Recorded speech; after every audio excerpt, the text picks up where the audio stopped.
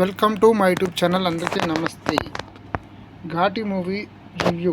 అనుష్క నటించిన latest movie Ghaati review హిట్టా పట్టా అనే విషయాలు ఇప్పుడు తెలుసుకుందాం. తెలుగు సినిమా ఇండస్ట్రీలో చాలామంది దర్శకులు డిఫరెంట్ కథలను ఎంచుకొని సినిమాలు చేస్తున్నారు. మరి ఇలాంటి సందర్భంలో క్రిష్ లాంటి స్టార్ డైరెక్టర్స్ అయితే వరుస సినిమాలు చేస్తూ ముందుకు సాగుతున్నారు. ఇక గతంలో హరిహర వీరమల్లు సినిమా స్టార్ట్ చేసి మధ్యలోనే వదిలేసిన విషయం మనకు తెలిసింది. ఆయన అనుష్కతో చేసిన ఘాటి సినిమా ఈరోజు ప్రేక్షకుల ముందుకు వచ్చింది. మరి ఈ సినిమా ఎలా ఉంది, సగటు ప్రేక్షకులను మెప్పించిందా లేదా అనే అంశాన్ని మనం ఒకసారి తెలుసుకునే ప్రయత్నం చేద్దాం. ఎందుకంటే ముందుగా మన ఛానల్ లైక్ చేయండి, ఈ విషయాన్ని మీ ఫ్రెండ్స్కి షేర్ చేయండి. మాధవ అంబటి యూట్యూబ్ ఛానల్ని సబ్స్క్రైబ్ చేయకుంటే సబ్స్క్రైబ్ చేసుకొని పక్కన గంట సమయంలో యాక్టివేట్ చేసుకోండి. ఈ విషయంలోకి వెళ్తే కథలోని ఇన్వాల్వ్ అయితే ఇక ముందుగా ఈ సినిమా కథ విషయానికి వస్తే ఒక ప్రాంతంలో శీలావతి అనే ఒక కొత్త రకం గంజాయి పండుతుంది. దాన్ని మోస్తున్న ఘాటీలు అనేక రకమైన ఇబ్బందులు ఎదుర్కొని మరీ తమ ప్రాణాలను రిస్క్లో పెట్టి వాటిని తీసుకొచ్చి మధ్యలో ఉండే బ్రోకర్ల చేతిలో పెడుతుంటారు. ఇక ఇలాంటి క్రమంలోని వాళ్ళలో చాలా మంది ప్రాణాలు సైతం కోల్పోయి అనాథలు అవుతారు. ఇక విక్రమ్ ప్రభు తన అమ్మకి ఇచ్చిన మాటతో ఘాటిగా పనిచేయడం మానేస్తాడు. ఇక విక్రమ్ ప్రభు తన మరదలైన శీలావతి అంటే అనుష్క సిటీకి వెళ్ళి బతుకుతూ ఉంటారు. మరి ఇలాంటి సందర్భంలోనే ఘాటీలుగా తమ జీవితాన్ని గడుపుతున్న వాళ్ళు ప్రాణం కోల్పోవడం, అలాగే తమ పిల్లలు సైతం చదువులు లేకుండా ఉండటాన్ని చూసిన వాళ్ళిద్దరూ గంజాయితో లిక్విడ్ని తయారు చేస్తారు. దాని ద్వారా ఎక్కువ మొత్తంలో డబ్బు సంపాదించవచ్చని ఉద్దేశంతో ఉంటారు. ఈ క్రమంలోనే డీలర్స్తో వీళ్ళకి ఎలాంటి గొడవలు ఏర్పడ్డాయి, ఫైనల్గా అనుష్క ఎలాంటి నిర్ణయం తీసుకుంది అనేది తెలియాలంటే మాత్రం మీరు ఈ సినిమా చూడాల్సిందే. ఈ సినిమా విశ్లేషణకు వస్తే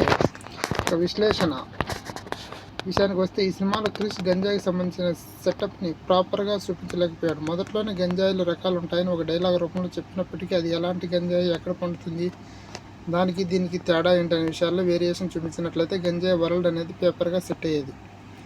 ఎంతసేపు ఘాటీలు గంజాయి మోస్తున్నారని చూపించాడు తప్ప అసలు గంజాయి అనే దాని మీద ఎక్కడ ఫోకస్ చేయలేదు. అందువల్ల ప్రేక్షకులు మొదటి నుంచి కూడా కథ నుంచి డివియేట్ అయిపోయారు. నిజానికి క్రిష్ మంచి దర్శకుడు అనే పేరు సంపాదించుకున్నప్పటికీ ఈ సినిమా మీద మాత్రం ప్రాపర్గా వర్క్ చేయలేదు అనిపించింది. ప్రతి విషయంలో ఏదో ఒక మైనస్ అయితే కనిపిస్తూనే ఉంది.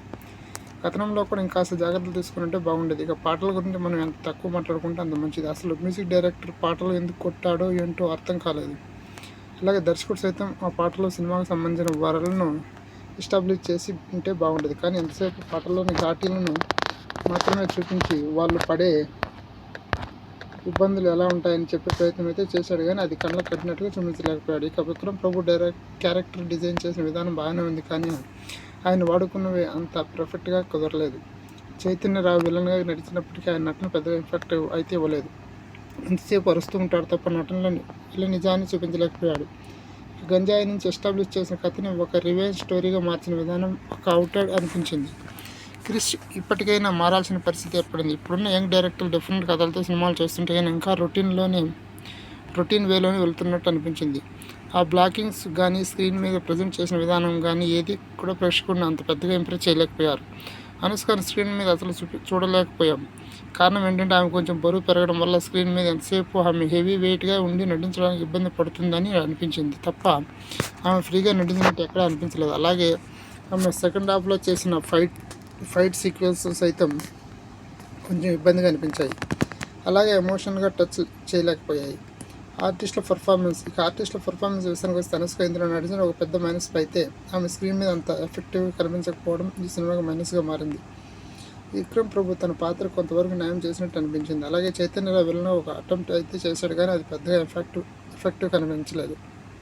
జగత్ బాబు పోలీస్ పాత్రలో కనిపించినప్పటికీ ఆయన పోలీస్ ఆఫీసర్కి ఏదైతే చేయబోతున్నాడో ప్రేక్షకులు ముందుగానే ఊహించడం వల్ల ఆయన పాత్రలో అంత ఇంటెన్స్ అయితే రాకలేకపోయింది. ఇక మిగిలిన ఆర్టిస్ట్ అందరూ కూడా వాళ్ళ పాత్ర పరిధి మేరకు ఓకే అనిపించారు. టెక్నికల్ విషయానికి వస్తే ముందుగా మ్యూజిక్ గురించి మాట్లాడుకోవాలి. మ్యూజిక్ పెద్దగా ఎఫెక్ట్గా అనిపించలేదు. ఒక పాట కూడా వినడానికి కూడా ఉండడం బాగాలేదని వాటిని స్క్రీన్ మీద ప్రజెంట్ చేసిన విధానం కూడా అస్సలు బాగాలేకపోవడంతో పాట వచ్చినప్పుడు ఎప్పుడు వచ్చినా కూడా అది ఎప్పుడు అయిపోతుందా అనే ధోరణిలోనే ప్రేక్షకుడు వెయిట్ చేస్తున్నాడు తప్ప పెద్దగా ఎంజాయ్ చేయలేకపోయాడు. విజువల్గా కూడా కాస్త జాగ్రత్తలు తీసుకుంటే బాగుండేది. బ్లాకింగ్ అంత ఎఫెక్ట్గా అనిపించలేదు. విజువల్స్ కూడా చాలా వరకు మైనస్ అయ్యాయని చెప్పాలి. ఎమోషన్ని క్యారీ చేయడం విజువల్స్ అంత ఇంపాక్ట్ ఇవ్వలేకపోయాడు. ప్రొడక్షన్ వాల్యూస్ అది కొంతవరకు పర్లేదు. ఎడిటర్ కొన్ని సీన్స్కి తన కత్తిరికి పని చెప్పి ఉంటే సినిమా కొంచెం షార్ప్గా వచ్చి ఉండేది. ప్లస్ పాయింట్స్ ఫస్ట్ హాఫ్లో వచ్చే కొన్ని సీన్స్, మైనస్ కథ, డైరెక్షన్, మ్యూజిక్. రేటింగ్, ఈ మూవీకి మేము ఇచ్చే రేటింగ్ ప్రేక్షకుడు చూస్తే తెలుస్తుంది. ఇది విషయం. Please like, share, subscribe Madhava Ambati YouTube channel. Thank you very much.